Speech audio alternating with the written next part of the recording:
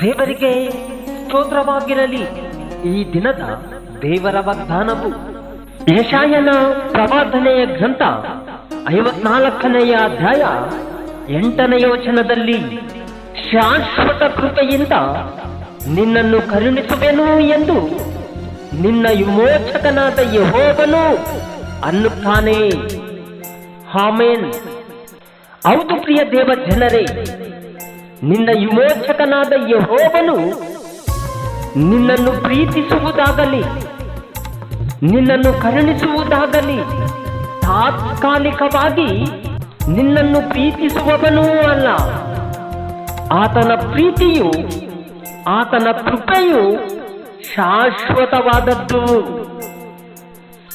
ಹೌದು ಪ್ರಿಯ ಸಹೋದರರೇ, ಈ ದಿನವೂ ನೀವು ಆತನನ್ನು ಪೂರ್ಣ ಹೃದಯದಿಂದ ಬೇಡಿಕೊಳ್ಳುವುದಾದರೆ ಯೆಹೋವನ ಕೃಪೆಯು ನಿಮ್ಮ ಮೇಲೆ ಹರಿದು ಬರುವುದು. ನೀನು ಸಂಪೂರ್ಣ ಮನಸ್ಸಿನಿಂದ ಆತನಿಗೆ ಮೊರೆ ಇಡುವುದಾದರೆ ಆತನ ಕರುಣೆಯು ನಿನ್ನ ಮೇಲೆ ಶಾಶ್ವತವಾಗಿರುವುದು. ಆಮೆನ್.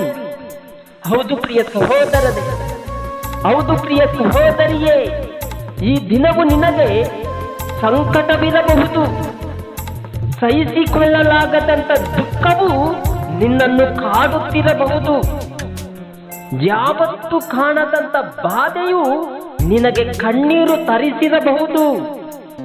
ಆದರೆ ನಿನ್ನ ದೇವರಾದ ಯೆಹೋವನು ಈ ದಿನವು ನಿನಗೆ ಹೇಳುತ್ತಿದ್ದಾನೆ, ಶಾಶ್ವತ ಕೃಪೆಯಿಂದ ನಿನ್ನನ್ನು ಕರುಣಿಸುವೆನು ಎಂದು.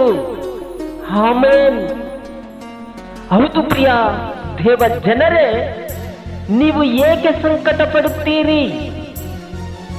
ನೀವು ಏಕೆ ದುಃಖದಿಂದ ಕಾಲವನ್ನು ಕಳೆಯುತ್ತೀರಿ? ನಿನಗೆ ನಿನ್ನ ದೇವರಾದ ಯೆಹೋವನೇ ನಿನಗೆ ಆಶ್ರಯವಲ್ಲವೋ? ಆತನೇ ನಿನಗೆ ಆಧಾರವು. ನೀನು ಯಾರನ್ನು ನಂಬದೆ ನಿನ್ನ ಚಿಂತೆ ಭಾರಗಳನ್ನು ಆತನ ಮೇಲೆ ಹಾಕಿ ಧೈರ್ಯದಿಂದಿರು. ಯೆಹೋವನ ಶಾಶ್ವತ ಕೃಪೆಯಿಂದ ನಿನ್ನನ್ನು ಕರುಣಿಸಿ ನಿನ್ನನ್ನು ಉದ್ಧಾರ ಮಾಡುವನು. ಆಮೆನ್.